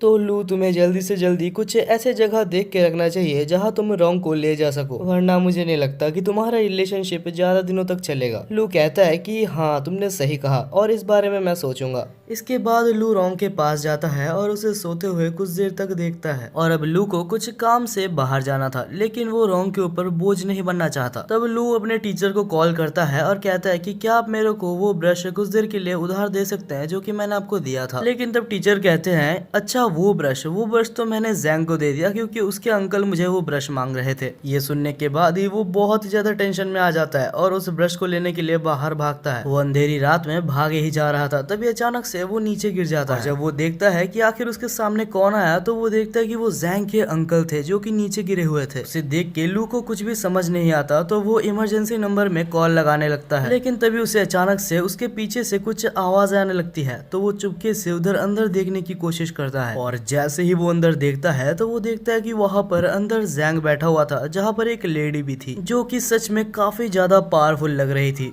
और तब वो जैंग के साथ कुछ कर रही होती है। ये देख के लू बिल्कुल ही चौंक जाता है। तब वो लेडी कहती है कि तुम्हें तो शुक्रगुजार होना चाहिए कि तुम मेरे पपेट बनने के लायक हो। दूसरी तरफ लू को कुछ भी समझ नहीं आ रहा होता कि आखिर वो क्या करे। जैंग का चेहरा देख के लू को उसको एक जोर का थप्पड़ मारने का मन कर रहा था, लेकिन क्योंकि वो एक मुसीबत में है तो इंसानियत के खातिर लू को उसे बचाना होगा। लेकिन तब लू सोच रहा था कि मुझे पता है कि अगर मैं डायरेक्टली उससे लड़ने जाऊं तो मैं मारा जाऊंगा, क्योंकि नो डाउट वो लेडी मेरे से काफी ज्यादा स्ट्रांग है। यहाँ पर मुझे शायद से रोंग को बुलाना चाहिए, लेकिन रोंग को अगर मैं बुलाने जाऊं तब तक जैंग भी मारा जाएगा। अब बहुत ज्यादा सोचने के बाद लू को फाइनली एक आइडिया आता है। दूसरी तरफ हम उस लेडी को देखते हैं जो कि जैंग के साथ कुछ कर रही थी, और तभी लू वहाँ से चिल्लाता है और कहता है कि आखिर अंदर कौन है। जैसे ही लेडी बाहर आती है तो लू बहुत ही ज्यादा गुस्से में कहता है, आखिर तुमने जैंग को कैसे पकड़ा? तुम्हारी हिम्मत भी कैसी हुई जू गे फैमिली से टक्कर लेने की? अगर आपको याद नहीं आ रहा तो ये वही फैमिली है जो कि लू के पीछे पड़ी हुई है उसे मारने के लिए, और क्योंकि ये सबसे ज्यादा स्ट्रॉन्गेस्ट फैमिली है तो वो उसकी हेल्प से यहाँ पर जैंग को बचाने की कोशिश कर रहा है। लेकिन वो लेडी उसको बिल्कुल भी सीरियस नहीं ले रही थी और कह रही थी कि तुम बस मजाक कर रहे हो। लेकिन तब लू अपनी पावर को रिलीज करता है और उसको दिखाता है कि उसके पास भी एक स्पिरिट ब्रश है, और ये देखने के बाद वो लेडी उसके ऊपर थोड़ा थोड़ा भरोसा करने लगती है। और तब वो कहती है कि मैंने जैंग को नहीं पकड़ा, वो खुद ही मेरे पास आया था अपने ब्रश को अपने अंदर इंसर्ट करवाने के लिए। लेकिन यहाँ पर लू कुछ ज्यादा ही ओवर एक्टिंग करते हुए कहता है कि मुझे ये सब नहीं सुनना, तुम जैंग को वापस दे दो, वरना मुझे मिस्टर ली को बुलाने में टाइम नहीं लगेगा और मैं तुम्हें जान से मार दूंगा। लेकिन ज्यादा टाइम नहीं लगता उस लेडी को पता लगाने में कि लू बस एक एक्टिंग कर रहा है, और तब वो अपनी पावर को रिलीज करती है और कहती है कि तुम जैसे छोटे चूहों को मैं हर रोज खाती हूँ। वो लेडी ने उसके ऊपर हमला कर दिया था जहाँ लू भागने की कोशिश करता है लेकिन भाग नहीं पाता। तब उस लेडी ने अपनी आर्ट की मदद से उसको पकड़ लिया था और कहती है कि तुम इससे बच नहीं सकते। लू को उस अटैक से काफी ज्यादा दर्द हो रहा था। उस अटैक ने ना ही सिर्फ लू के बॉडी में, यहाँ तक कि लू के गले में भी उसने जहर भर दिया था। धीरे धीरे अभी उस लेडी को भी लू के साथ खेलने में मजा नहीं आ रहा था, तो वो डिसाइड करती है कि वो लू को मार देगी। और अब फाइनली जब वो उसकी जान लेने ही वाली थी तब लू को कुछ समझ नहीं आता कि आखिर उसे क्या करना चाहिए। तब उसे याद आता है वही पोयम जो कि उसने पढ़ी थी, और तब वो उस पोयम को रिसाइट करने लगता है और अचानक से लू के अंदर एक बहुत ही ज्यादा पावर ब्लास्ट होता है। लू को खुद भी नहीं पता था कि आखिर एक पोयम से उसके अंदर इतनी ज्यादा पावर कैसे आ गई। लेकिन जो भी है, इस पावर को देख के वो लेडी बिल्कुल ही चौंक गई थी। उस लड़की को भी थोड़ा सा भी क्लू नहीं था कि आखिर लू अभी कितना ज्यादा स्ट्रांग बन चुका है। लू यहाँ पर बिल्कुल ओवर पावर्ड हो रहा था। तब यहाँ पर सनराइज भी आ जाता है, और सनराइज के साथ ही लू को एक और पोयम याद आता है। उस पोयम को रिसाइट करते साथ ही लू एक बहुत ही ज्यादा खतरनाक हमला करता है, जिससे कि कुछ पर्पल फॉक्स जाके उस लेडी को मार देते हैं। हालांकि अभी तक लू को काफी सारे पोयम्स याद थे, तो वो सारे पोयम्स को याद करता है और एक बहुत ही बड़ा पर्पल वेव बनाता है, और इस बार उसके आखिरी अटैक से वो मारी जाती है। भाई, हमारी ओपी मेन कैरेक्टर की पढ़ाई यहाँ पर सच में काम आई, तो शायद मुझे भी पढ़ लेना चाहिए। वेल, देखा जाए तो दूसरी तरफ जैंग अभी भी जिंदा था। ये एक अच्छी बात भी है और शायद एक बुरी बात भी है। अब लू उसको पकड़ता है और रोंग के पास ले जाता है। जैंग यहाँ पर बिल्कुल ही एक ज़ॉम्बी की तरह बन चुका था। जब लू रोंग के पास जैंग को ले जाता है तब रोंग कहती है कि इसके ऊपर ब्रश का कंट्रोल हो चुका था, लेकिन लकीली ये बच चुका है क्योंकि इसका कंट्रोल अभी तक ब्रेन के ऊपर नहीं आया था। रोंग उसको पूरी तरीके से क्योर नहीं कर पाती, लेकिन उसके प्रोसेस को थोड़ा स्लो कर देती है। और तभी वहाँ पर जैंग के फादर भी आ जाते हैं, जो कि जैंग को बचाने के लिए लू का शुक्रिया अदा करते हैं और उसे कुछ पैसे भी देते हैं। अब हमें कुछ देर बाद दिखाया जाता है जहाँ पर रोंग और लू एक जगह पर बैठे थे, और रोंग कहती है कि तुमने बहुत ही बढ़िया काम किया लू, मुझे तुम्हारे ऊपर गर्व है कि हमने जो सीखा उसका तुमने बहुत ही अच्छी तरीके से यूटिलाइज किया, और ये कॉम्प्लीमेंट हमारे लू के लिए कोई छोटी बात नहीं थी। दूसरी तरफ हमें उस कैफे ओनर को दिखाया जाता है जिसका नाम येन था। वो देखता है कि जमीन में कुछ गिरा हुआ है, और जैसे ही वो उसको खोलता है तो कुछ अननोन पावर उसके अंदर चली जाती है। रोंग और लू दौड़ते दौड़ते वहां पर आते हैं, और तब लू कहता है कि अरे ये तो वही ब्रश है जो कि मुझे उस लेडी को हराने के बाद मिली थी। रोंग कहती है कि अगर तुम्हें कोई ब्रश मिला था तो तुम्हें पहले कहना चाहिए था, और अगर ये सच में एक ब्रश ही है तो हमें कोई चिंता करने वाली बात नहीं है क्योंकि ये बस बेहोश ही हुआ है। जैसे ही ये नींद से उठता है तो वो कहता है कि लू, मुझे पहले से पता था कि तुम एक सुपरमैन हो, बस अभी मुझे कह ही दो कि आखिर तुम एक अच्छे सुपरमैन हो या फिर तुम एक बुरे सुपरमैन हो। लू कहता है अरे भाई रुक जा, मेरे को बताने का मौका तो दे। और इसके बाद ही लू कहता है कि हम लोग कोई बुरे आदमी नहीं है। तभी यन कहता है अगर ऐसा है तो मैं भी एक सुपरमैन बन चुका हूँ। और उसके बाद ही यन कहता है कि चिंता मत करो, अगर तुम्हारे ऊपर कोई हमला करेगा तो मैं तुम्हें बचा लूंगा। लेकिन तब रोंग कहती है कि रुक जाओ, तुम्हें बस अभी अभी तुम्हारी पावर मिली है, तुम्हें पता भी नहीं है कि आखिर तुम्हारी पावर क्या है। तब यन कहता है नहीं, तुम समझ नहीं रही हो, मैं अपने दोस्त को बचाने के लिए मर भी सकता हूँ। अगले सीन में हम देखते हैं रोंग, लू और यन को जो कि एक जगह पर बैठे थे। यन को ये पता लगाना था कि आखिर उसके अंदर जो ब्रश गया है आखिर उसका मालिक कौन है, लेकिन उसके बारे में किसी को भी नहीं पता, तो उसकी ओरिजिन को खोजने में उसे बहुत टाइम लग जाएगा। तभी हम देखते हैं कि साइड में से एक पेशेंट गुजरता है जिसके सिर पे खून था, और उस खून को देखते साथ ही यन के फिंगर टिप्स ग्लो करने लगते हैं। उसे लगता है कि उसकी पावर्स जाग गई है। लू उसे देख के चौंक जाता है, लेकिन तब रोंग कहती है कि उसके पास मत जाना क्योंकि हमें नहीं पता आखिर इसकी पावर क्या है। तब ये अचानक से नहीं पता क्या होता है, लेकिन तीनों ही एक ब्लैक स्पेस में आ जाते हैं और वहां पर कोई अननोन पावर तीनों के ऊपर ही हमला कर रही थी। रोंग कहती है कि ये पांचों कलर्स जो तुम्हें दिख रहे हैं ये बहुत ही खतरनाक है, तुम्हें इससे बच के रहना होगा या फिर ये तुम्हारे ऊपर कंट्रोल कर लेगा। हालांकि कुछ देर लड़ने के बाद लू को वो पावर कैप्चर कर लेता है और उसके वजह से रोंग का जैसे ही ध्यान भटकता है तो उसको भी वो पावर कैप्चर कर लेता है। लेकिन क्योंकि रोंग भी अभी मुसीबत में है तो लू आखिर उसकी मदद कैसे ना करता। अरे समझो भाई, ऐसे भी लू को बहुत ही कम मौके मिलते हैं रोंग के सामने हीरो बनने का, नहीं पता कैसे, लेकिन लू अपने पावर्स की मदद से होश में आ जाता है और रोंग को भी होश में लाता है। रोंग होश में आने के बाद कहती है कि ये पावर्स काफी ज्यादा खतरनाक है, जरूर इसके पीछे जो भी है वो ज़ूगे फैमिली से रिलेटेड होगा और वो पक्का लू को मारने के लिए ही आया होगा। तब रोंग अपने पावर का यूज करती है और अपने आइस मैजिक की मदद से उन सारे पावर्स को रोकने के लिए एक आइस बैरियर बना देती है। लेकिन तब एनिमी बहुत सारे डीमंस को समन करता है, जिस वजह से वो सारे डीमंस जाके रोंग के ऊपर हमला करने लगते हैं और तब फिर से रोंग के ऊपर रेड लाइट हमला कर देते हैं और रोंग फिर से रेड लाइट के वश में आ जाती है। तब रोंग को बचाने के लिए लू रोंग के सामने आ जाता है और उसको उस हेलुसिनेशन से बाहर लाता है। लू इन सब चीजों में इतना ज्यादा खो चुका था कि उसे पता भी नहीं था कि पीछे से एक डीमन आके उसके चेस्ट से उसके हाथ को आर पार कर चुका था। जैसे ही लू को ये चीज पता लगती है तो वो कहता है कि रोंग यहाँ से जल्दी भाग जाओ। तब वो डीमन लू को उठाता है और उसको उठा के यन के ऊपर फेंक देता है।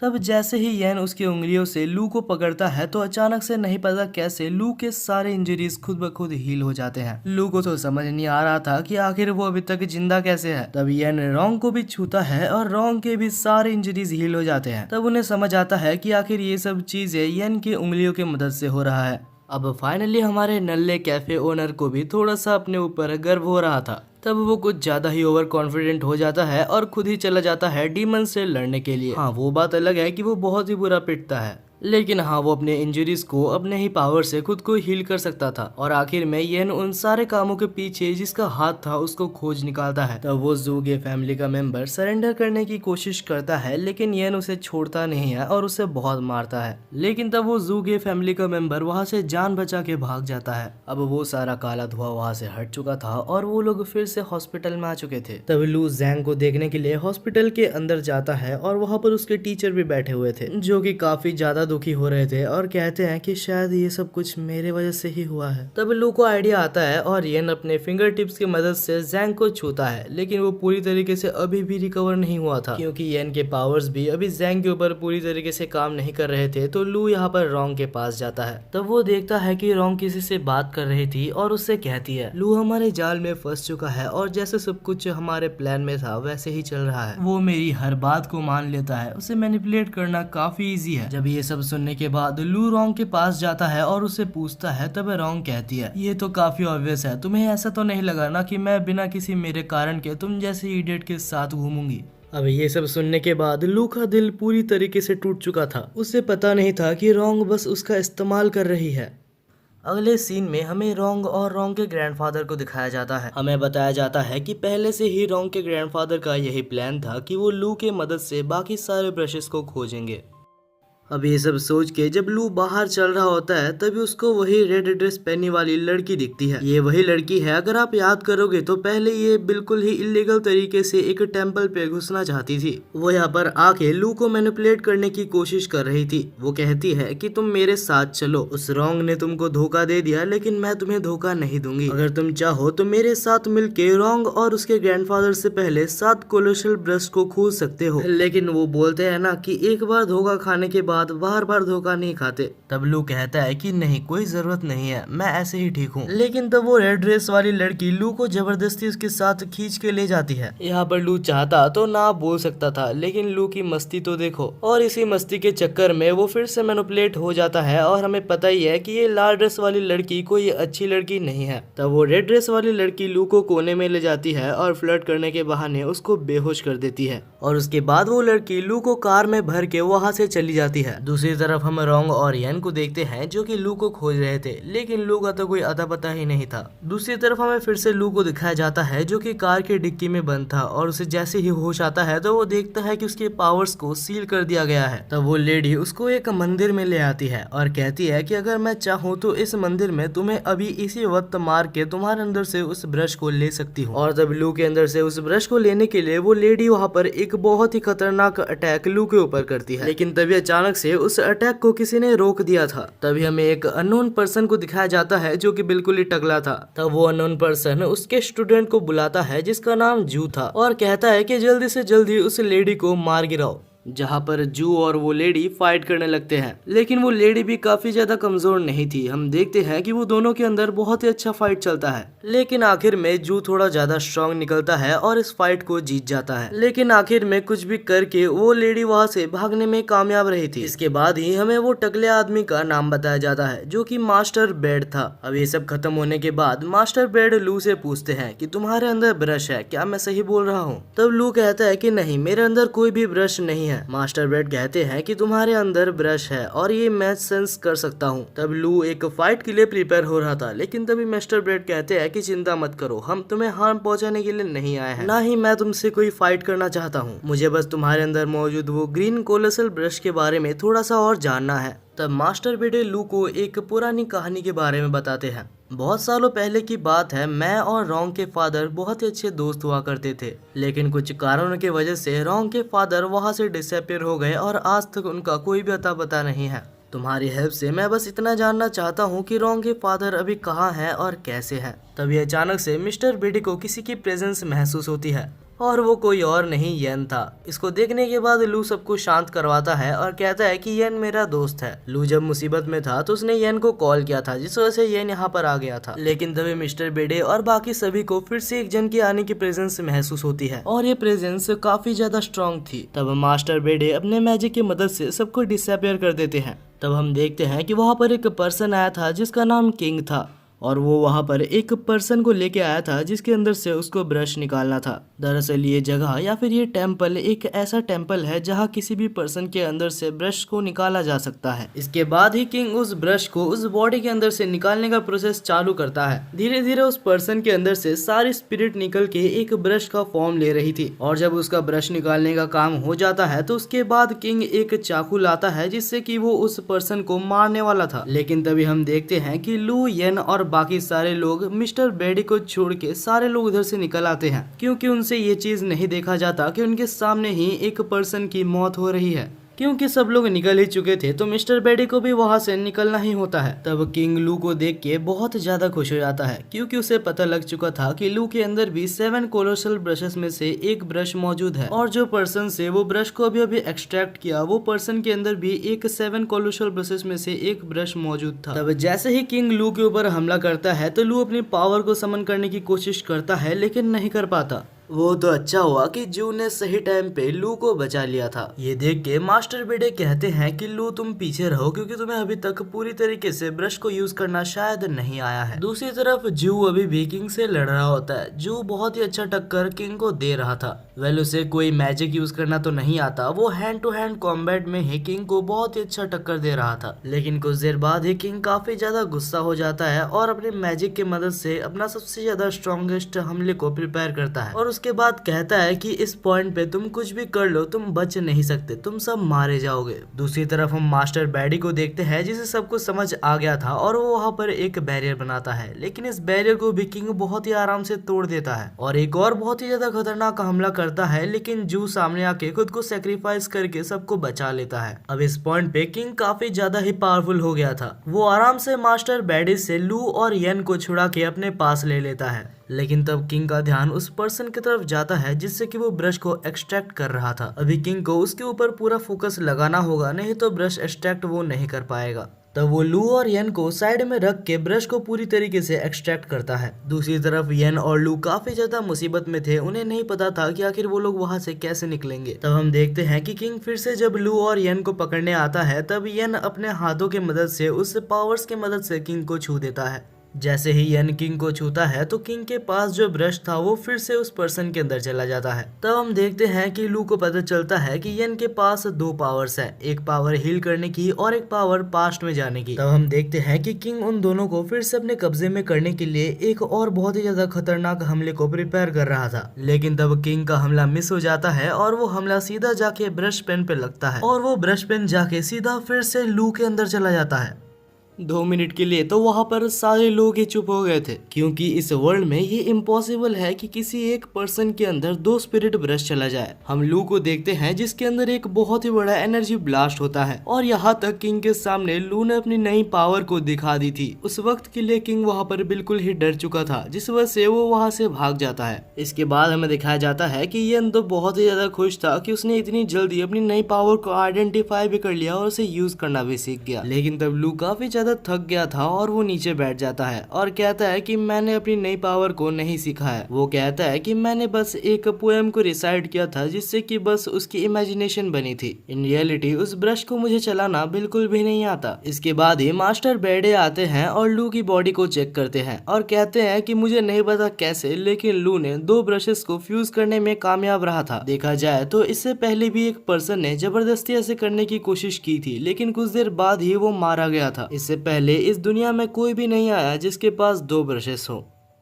इसके बाद ही वहाँ पर एक लेटर भी आता है जो कि रॉन्ग के तरफ से था। उस लेटर को पढ़ने के बाद लू कहता है कि मेरे को समझ नहीं आता कि आखिर रॉन्ग मेरे साथ अच्छा व्यवहार कर रही है या सिर्फ मेरा फायदा उठा रही है। वेलियन कहता है कि तुम्हें एक और बार रॉन्ग को मौका देके देखना चाहिए।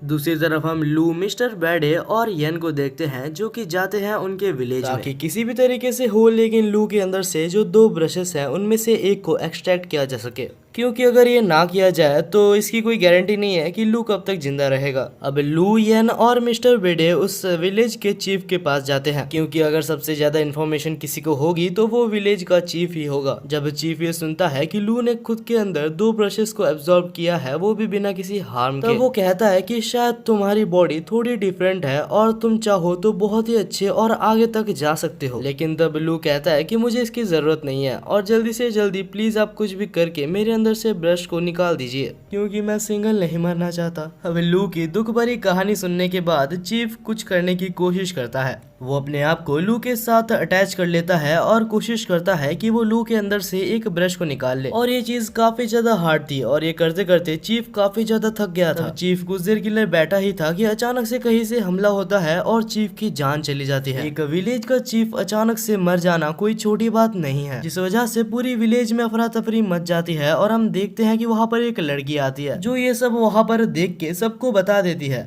लू और मास्टर बेडे काफी ज्यादा मुसीबत में थे, क्योंकि सब समझेंगे कि उन दोनों ने ही चीफ को मारा है, जिस वजह से वो लोग एक सीक्रेट जगह पर भागते हैं। वो दोनों एक टेम्पल के पास आते हैं जिसके साइड में से एक रास्ता निकलता है एक लाइब्रेरी का। मास्टर बेडे कहते हैं कि इस लाइब्रेरी के बारे में किसी को भी शायद नहीं पता, तो यहाँ पर रहना भी के लिए सबसे हमारे लिए सेफेस्ट होगा। लेकिन ये लाइब्रेरी कोई नॉर्मल लाइब्रेरी नहीं है, यहाँ से निकलने के लिए हमें बहुत सारी मेहनत करनी होगी, और अब हम यहाँ पर आ चुके हैं तो हम वापस नहीं जा सकते, क्योंकि अगर हम गए तो हम मारे जाएंगे। अब जैसे ही वो लोग लाइब्रेरी में आगे बढ़ते हैं तो वहाँ पर एक बहुत ही अजीब सी हैंडराइटिंग में कुछ लिखी हुई थी, और हम देखते हैं कि साथ ही में वहाँ पर बीच में बहुत सारे ब्रशेस भी रखे हुए थे। अचानक ही उन ब्रशेस को लू और मिस्टर बैडी के प्रेजेंस महसूस हो जाते हैं, जिस वजह से वो लोग एक्टिवेट हो जाते हैं और अभी इनमें से कुछ ब्रशेस मॉन्स्टर के फॉर्म ले चुके थे। तब हमें बताया जाता है कि ये मॉन्स्टर्स ब्रश पपेटियर्स है जिनको सिर्फ साउंड सुनाई देता है, इनको दिखाई नहीं देता। तब लू इसी चीज का फायदा उठा के वहाँ पर मौजूद सारे ब्रश पपेटियर्स को मार डालता है। लू की फाइटिंग स्किल्स देख के मास्टर बैडी काफी ज्यादा इम्प्रेस हुआ था। इसके बाद ही वो लोग वहाँ पर मौजूद सारे सिंबल्स को देखने लगते हैं और हमारा जीनियस टकला यानी कि मास्टर बैडी ये निकाल लेता है कि कहाँ पर एग्जिट हो सकता है। वो लोग एग्जिट के पास जाते हैं लेकिन वहाँ पर कोई भी डोर नहीं था। लू को बहुत ही ज्यादा टेंशन हो रहा था कि उनको यहाँ से निकलना ही होगा, जिस वजह से वो गधा अपना दिमाग को यूज नहीं करता और अपने मैजिक पावर को समन करके उस गेट को ही तोड़ देता है। और उसके बाद मास्टर बैडी को कहता है कि जब मैं स्ट्रेस में रहता हूँ तो ऐसा ही होता है। बाकी दूसरी तरफ मास्टर बैडी काफी ज्यादा टेंशन में थे क्योंकि उन्हें नहीं पता कि आखिर चीफ कैसे मारे गए। और हमें यहाँ पर एक बहुत ही ज्यादा शॉकिंग चीज बताई जाती है। आखिरकार चीफ मास्टर बैडी के खुद के फादर थे। अब दोनों ही अलग अलग हो जाते हैं और हम देखते हैं कि लू फाइनली येन को खोज लेता है। रात हो चुकी थी लेकिन लू सो नहीं पा रहा था। उसे क्या पता कि अगर वो आज रात सो जाए तो कल सुबह वो उठे या ना उठे। तब वो अपने नए ब्रश को समन करता है और उससे पूछता है कि आखिर मैं तुमको अलग कैसे करूं। लेकिन ब्रश वापस उसको एक खाली पेज दे देता है, यानी कि लू की तरह लू का ब्रश भी बिल्कुल ही गधा है। यहाँ में एक और शॉकिंग चीज पता चलती है। लू का जो सेकंड ब्रश है यानी कि ये येलो वाला ब्रश, लू जब जब इसका इस्तेमाल करेगा तब तक लू की लाइफ धीरे धीरे खत्म होते जाएगी। तब लू सोचता है कि क्या उसे रॉन्ग की हेल्प लेनी चाहिए, लेकिन तभी वहाँ पर येन कहता है कि लड़कियां सिर्फ तुम्हें स्लो कर देगी, चिंता मत करो, मैं जू और मिस्टर बैडी तुम्हारे साथ ही हैं। तब लू कहता है कि मास्टर बैडी ने चीफ की डेथ के बारे में जू को बताने से मना किया है, क्योंकि अगर जू को पता लगा कि चीफ मर चुका है तो वो जरूर उस विलेज में वापस भागने की कोशिश करेगा। तो वो लोग एक बहाना बनाते हैं और सो ही जाते हैं। तब हमें दिखाया जाता है कुछ अननोन पर्सन्स बाहर से लू और येन को देख रहे थे और उनके साथ ही वहाँ पर एक किंग भी बैठा हुआ था। और तब वो कहता है कि चीफ के मरने के पीछे सिर्फ और सिर्फ लू का हाथ है। अगली सुबह हम देखते हैं कि हमारे बंदे एक टेम्पल पर जाते हैं। उस टेम्पल पे एक बहुत ही ओल्ड मॉन्क रहता था जिसका नाम जोंग था। वो कुछ काम करने जा ही रहे थे लेकिन मानो क्या हुआ होगा, उनके ऊपर फिर से किसी ने अटैक कर दिया था। तभी हमें वहाँ पर मौजूद अटैकर को दिखाया जाता है जिसका नाम शिव था। लू को तो अभी इन सब अटैक्स की आदत पड़ चुकी है। दूसरी तरफ हमें एक और अटैकर दिखाया जाता है जो कि काले कोट में था और इस बंदे ने अपने मैजिक को येन के ऊपर अप्लाई किया था, जिससे येन इसके खुद के ही एक डायमेंशन में आ गया था जहाँ पर कोई भी पर्सन एग्जिस्ट नहीं करता, सिर्फ ब्रशेस एग्जिस्ट करते हैं। तब वो बंदा कहता है कि ये मेरा डायमेंशन है और यहाँ से निकलने का बस एक ही तरीका है, कुछ भी करके मेरे मुंह से लू का नाम बुलवाओ और तुम यहाँ से आजाद हो जाओगे।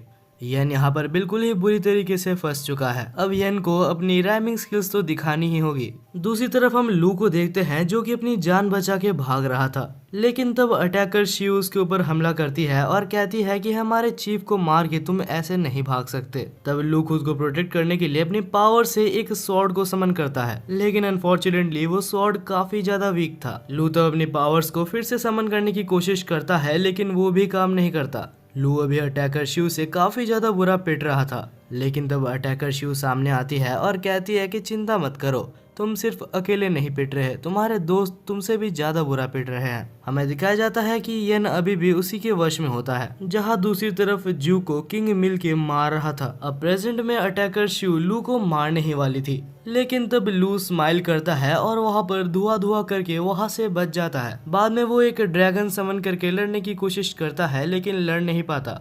लू सोच रहा था कि आखिर इस लड़की के पास कैसा ब्रश है। दूसरी तरफ हमें येन को दिखाया जाता है जो कि अभी भी उसी जगह पर फंसा हुआ था, लेकिन तब वो दिमाग लगाता है और कहता है कि मेरे पास अपने कोई पोएम्स है ही नहीं जिससे मैं राइम करूं। तब सामने खड़ा अटैकर काफी ज्यादा गुस्सा हो जाता है और कहता है तुम्हें एक कला को इज्जत देनी नहीं आती, तुम एक ब्रश पेन के हकदार नहीं हो। और यही सेम चीज येन का प्लान भी था। येन का प्लान था कि वो धीरे धीरे उसको भड़का दे जिससे कि ये बैरियर कमजोर होने लगे, और होता भी ऐसा ही है क्योंकि कुछ देर बाद ही वो बैरियर इतना ज्यादा कमजोर हो जाता है कि येन उसको आराम से तोड़ देता है। येन बाहर आके जब लू की तरफ देखता है तो लू की हालत बहुत ही ज्यादा बुरी थी। मतलब वो लड़ तो नहीं पा रहा था लेकिन मरा भी नहीं था। और तभी उन दोनों की फाइट बीच में इंटरप्ट होती है क्योंकि वहाँ पर एक बहुत ही बड़ा तूफान आता है और हमें दिखाया जाता है कि कहीं से वहाँ पर एक बहुत ही बड़ा ह्यूज क्रिएचर अपीयर हो जाता है जो कि श्योरली काफी ज्यादा पावरफुल था, लेकिन क्योंकि वो इतना ज्यादा बड़ा था तो उसे हिलने में बहुत ज्यादा दिक्कत आ रही थी। देख के ऐसा लग रहा था कि वो मॉन्स्टर अटैकर शिव के ऊपर हमला करना चाहता है, लेकिन लू के अंदर का जो प्यूपल ब्रश यानी कि वो येलो ब्रश था वो खुद ब खुद मूव करता है और अटैकर शिव को उस मॉन्स्टर से बचा लेता है।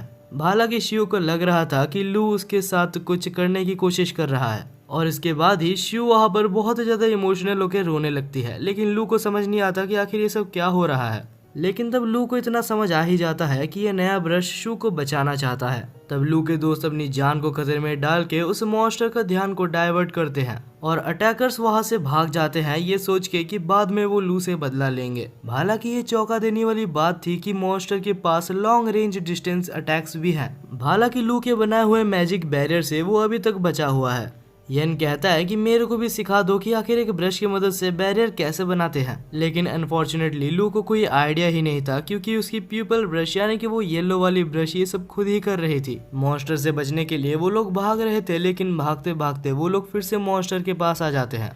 ये सब देख के वहाँ पर मौजूद अटैकर कहता है कि अभी के लिए हमें टीम अप कर लेना चाहिए। वो अटैकर वहाँ पर अपना एक बैरियर बनाता है और लू को कहता है कि अपने बैरियर को इसमें मर्ज कर दो ताकि वो दोनों मिलके वहाँ पर एक स्ट्रॉन्ग बैरियर बना पाए। लेकिन ऐसा कैसे करते हैं इसके बारे में लू को बिल्कुल भी नहीं पता था। तब वहाँ पर शिव कहती है कि ये काफी ज्यादा आसान है, तुम्हें बस अपने ब्लड फ्लो के अंदर तुम्हारे मैजिक माना को फील करना है। लू इन बातों को सही टाइम पे समझ जाता है जिस वजह से वो लोग वहाँ से भागने में कामयाब रहते हैं। वहाँ से एक सेफ डिस्टेंस पे जाने के बाद वो लोग देखते हैं कि वो मॉन्स्टर एक मॉन्क का रूप ले लेता है और चिया नाम के किसी एक पर्सन को वहाँ पर बुलाने लगता है। तब उस चश्मे पहने हुए असैसिन को समझ आता है कि आखिर ये कौन है। बहुत समय पहले की बात है, वहाँ पर एक किंग हुआ करता था और उस किंग का एक डिसाइपल था जिसका नाम काय था। लेकिन एक बार काय ने उसके मास्टर की एक बहुत ही इम्पोर्टेंट चीज एक बंदे को शेयर कर दी थी जिसका नाम चिया था। और क्योंकि काय ने मास्टर की एक बहुत ही इम्पोर्टेंट चीज चिया को दे दी थी, जिस वजह से काय के ऊपर से मास्टर का भरोसा बिल्कुल ही उठ चुका था। और हमें बाद में पता चलता है कि चिया एक और एम्परर के लिए काम कर रहा था और उसने सीक्रेटली काय से सारी इन्फॉर्मेशन मास्टर के बारे में निकाल के मास्टर को मार दिया था। और जो चीज अभी हमें प्रेजेंट में दिखाई जा रही है वो काय की एक एनर्जी है। वो बहुत ही ज्यादा गुस्से में है और चिया को खोज रहा है। दूसरी तरफ हम लू, येन और बाकी असैसिन्स को देखते हैं और लू की येलो वाली ब्रश नहीं पता कैसे लेकिन एक जगह पर पॉइंट कर रही थी, तो उन्हें लगता है कि अगर वो उस चीज को डिस्ट्रॉय कर दे तो काय की आत्मा को शांति मिलेगी। लेकिन तब असैसिन्स कहते हैं कि बाहर जाना खतरे से खाली नहीं है और अगर हम बाहर जाए भी तो हमारे पास बहुत ही ज्यादा कम टाइम होगा उस चीज से बचने के लिए। तब येन कहता है कि अगर तुम लोग बिल्कुल भी डैमेज होते हो तो मैं तुम लोग को हील कर सकता हूँ, लेकिन हाँ मेरे पास जितनी एनर्जी है मैं तुम लोग को सिर्फ 9 बार ही हील कर पाऊंगा। तब हम देखते हैं लू, येन और शी इस खतरे को उठा के बैरियर से बाहर निकलते हैं, लेकिन निकलते साथ ही उसके ऊपर बहुत सारे अटैक्स हो जाते हैं और दोनों को हील करते करते उनके पास बस 6 ही चांसेस रह जाते हैं। इसके बाद ही फिर से लू के ऊपर हमला होता है, लेकिन शी उसको बचा लेती है, लेकिन शी फिर से डैमेज हो जाती है जिसकी वजह से येन को उनको फिर से हील करना पड़ता है और उनके पास अभी सिर्फ 3 ही चांसेस बचे हैं। और ऐसे करते करते ही अभी येन के पास सिर्फ लास्ट चांस ही बचा होता है। लेकिन तब शी बहादुरी दिखाते हुए कहती है कि मुझे और हीलिंग की जरूरत नहीं है। अब धीरे धीरे वो लोग अपनी डेस्टिनेशन के पास पहुंच चुके थे, जहां येन अपना फाइनल हीलिंग फिर से शी के ऊपर इस्तेमाल करता है और शी पूरी तरीके से रिकवर हो जाती है और उसके बाद ही अपनी पूरी पावर को रिलीज करते हुए उस मॉन्स्टर के ऊपर अटैक करती है और फाइनली जिस चीज को उन लोग को डिस्ट्रॉय करना था वो लोग उस चीज को डिस्ट्रॉय कर देते हैं।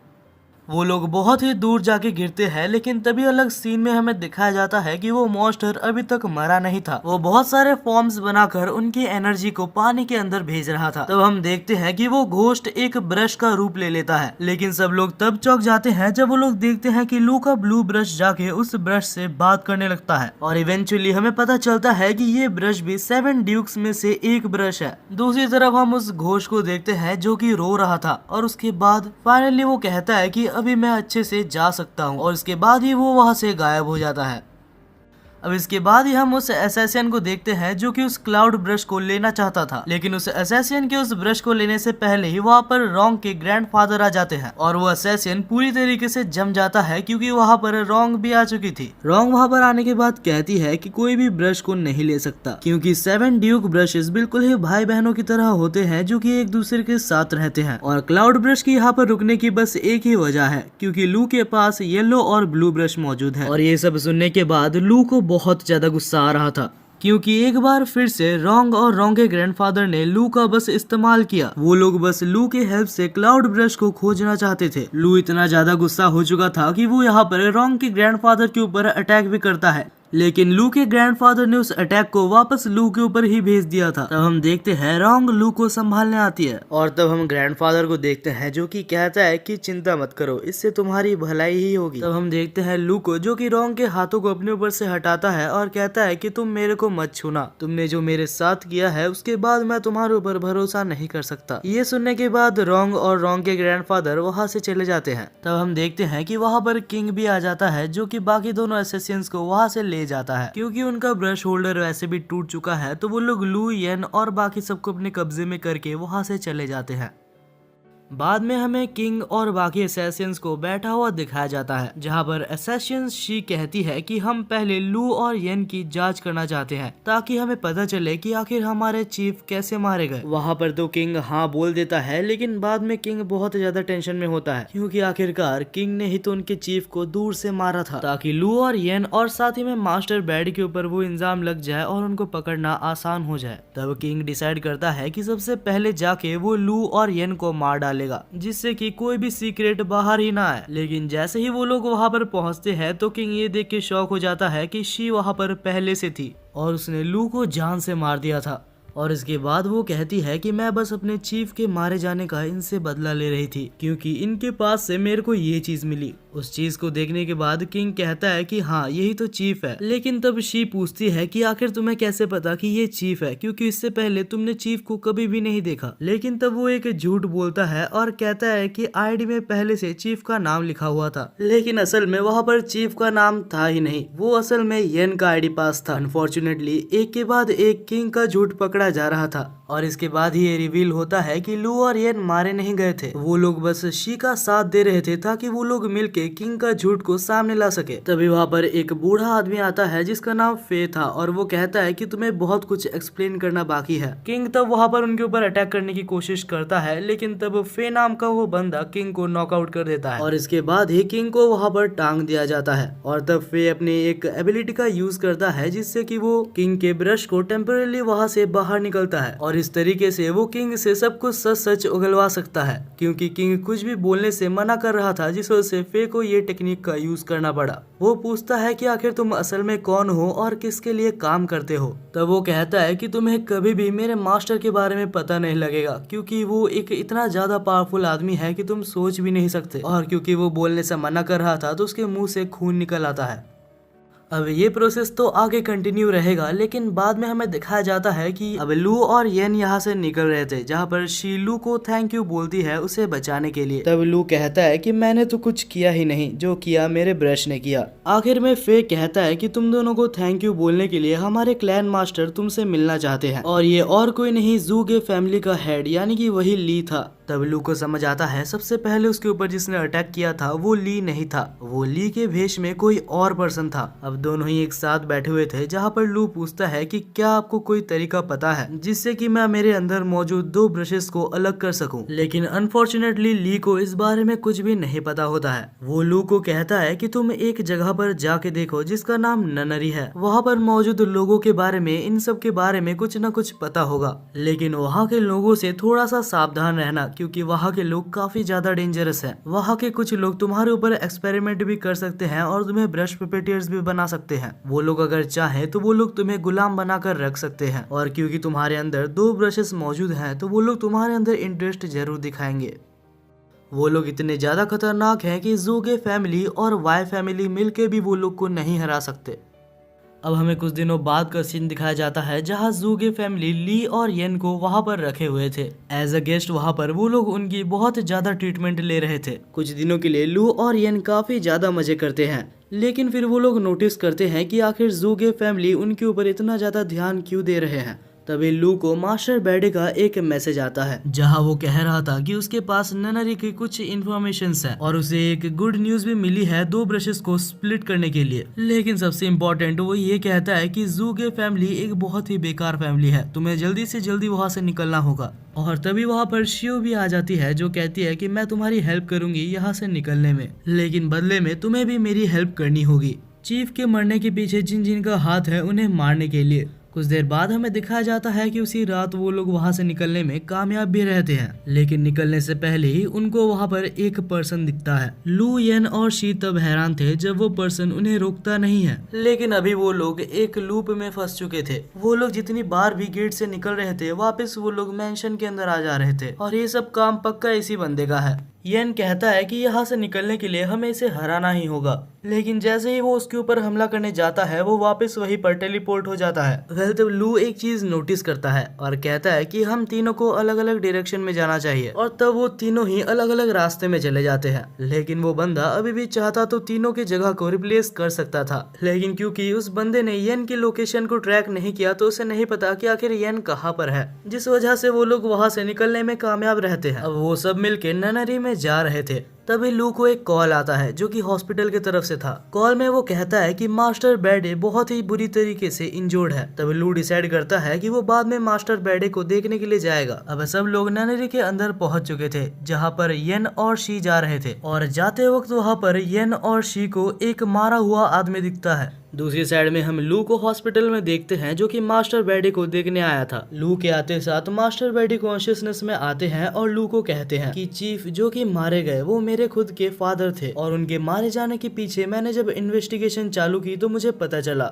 लू तुम्हें पहले से तो ये पता ही है कि वाई फैमिली और जू के फैमिली दुश्मन है, लेकिन इन्वेस्टिगेशन के टाइम में मुझे पता चला कि वाई फैमिली और जू के फैमिली के बीच में एक ट्रेटर मौजूद है, यानी कि वो वाई फैमिली की हर इंफॉर्मेशन जाके जू के फैमिली को बताता है। मास्टर बैडी कहता है कि मैं उनके पीछे पीछे ही था और मैंने उनको बात करते हुए सुना कि वाई फैमिली और जू के फैमिली के सबसे ज्यादा इम्पोर्टेंट और सबसे ज्यादा पावरफुल ब्रशेस को वो लोग चुराने की कोशिश कर रहे थे। फर्दर जब मैंने उनका पीछा किया तो मैंने देखा कि वो दोनों ननरी के पास जा रहे थे और वहाँ पर मैं पकड़ा गया और उन दोनों ने मुझे बहुत ज्यादा मारा। और तभी लू को ध्यान में आता है कि येन और शी अभी ननरी के अंदर ही हैं। दूसरी तरफ येन और शी उस मरे हुए आदमी को देख रहे थे। शी काफी ज्यादा टेंशन में थी क्योंकि उसे लग रहा था कि मास्टर ने उससे कुछ छुपाया है। सब कुछ जानने के लिए येन और शी ननरी के अंदर भागते हैं। दूसरी तरफ लू येन को कॉल करता है लेकिन येन उठाता नहीं है, तो लू वहाँ से निकलता है जल्दी से जल्दी उनके पास जाने के लिए। दूसरी तरफ लू और शी वहाँ पर पहुंच चुके थे और वो लोग देखते हैं कि वही चश्मा वाला एसेसियन और साथ ही में मास्टर फे वहीं पर होते हैं और वो लोग मौजूद वहाँ पर ननरी के मास्टर से लड़ रहे होते हैं और उस ननरी के मास्टर के साथ उसका ट्रेटर भी था। शी बीच में कूद के उसका हेल्प करना चाहती थी, लेकिन तब येन उसको रोकता है और कहता है कि पहले सिचुएशन को अच्छे से समझ जाते हैं। और तभी वहाँ पर एक पावरफुल ब्रश पपेट आ जाता है और ननरी के ब्रश पपेट इतना ज्यादा पावरफुल होते हैं अगर वो चाहता तो उस चश्मे वाले एसेसियन को उधर ही मार सकता था। लेकिन तब मास्टर अपने ब्रश को समन करके अपने पावर्स को एक्टिवेट करता है और उसकी पावर को देख के येन भी चौंक गया था क्योंकि उसकी पावर काफी ज्यादा इंसेन थी और 1 सेकंड के अंदर ही उस ब्रश पपेट को वहाँ से हटा देता है। तब वो देखता है कि इन सारे ब्रश पपेट को वहाँ पर मौजूद ननरी का मास्टर कंट्रोल कर रहा था। तब फे उसके ऊपर हमला करने जाता है, लेकिन उसके हमला करने से पहले ही वहाँ पर बीच में फिर से एक और ब्रश पपेट आ जाता है। तब ननरी का मास्टर वहाँ पर मौजूद सारे ब्रश पपेटियर्स की पावर्स को भी बढ़ा देता है, लेकिन फे अभी भी अपनी पावर्स की मदद से उन पपेट्स को काफी आसानी से हरा देता है। लेकिन तब खुद ननरी का मास्टर मैदान में उतर जाता है और हम देखते हैं कि वो फे को यहाँ पर ब्रश पपेटियर ही बनाने वाला था, लेकिन तब शी और येन बीच में कूद जाते हैं और फे को बचा लेते हैं। हालांकि लड़ते वक्त येन को एक मॉन्स्टर हमला कर देता है और वो दूर जाके गिरता है। वो कहता है कि मैं तो बस फे को रिकवर करने वाला था, मैं बेकार ही में बैठ जाता हूँ। वेल येन और शी को समझ आ जाता है कि उनकी पावर यहाँ पर यूजलेस है लेकिन तभी हमारे वहाँ पर हीरो की एंट्री होती है। लू वहाँ पर आते साथ ही अपने पावर्स के मदद से बहुत सारे सोल्जर्स को समन करता है। लू येन को उठाता है और एक स्ट्रॉन्ग हैंडशेक देता है, यानी कि मानो वो ये कह रहा था कि चिंता मत कर दोस्त, मैं आ चुका हूँ। हैंडशेक के साथ ही लू येन के हाथों में कुछ देता है। अब जैसे ही वो लोग मिलकर हमला करने वाले थे तभी ननरी का मास्टर अटैक करता है और शी, येन और साथ ही में मास्टर तक को बेहोश कर देता है। उसने एक ऐसा हमला किया था जो कि धीरे धीरे उनके पास से एनर्जी लेके उनको मार देगा। तब वो कहता है कि मुझे पता है तुम यहाँ पर इसलिए आए हो ताकि तुम अपने ब्रश को सेपरेट कर सको। लू के पास और कोई भी ऑप्शन नहीं था सिवाय उसके बात मानने के। तब ननरी का मास्टर कहता है कि मेरी बात ध्यान से सुनो, यहाँ से थोड़े आगे जाते ही तुम्हें एक छोटा सा मेंशन दिखेगा, उसके अंदर जाना सबके लिए पॉसिबल नहीं है। वहाँ पर 4 ड्रैगन्स रहते हैं और साथ ही वहाँ पर एक मास्टर कैलीग्राफर रहता है जिसको कि बहुत ही मुश्किल से उस जगह पर सील किया गया है। तुम्हें अपने येलो ब्रश का यूज करके उस मेंशन के अंदर जाने का मौका मिलेगा और वहाँ पर जाने के बाद तुम अपने पेन्स को सेपरेट कर सकते हो।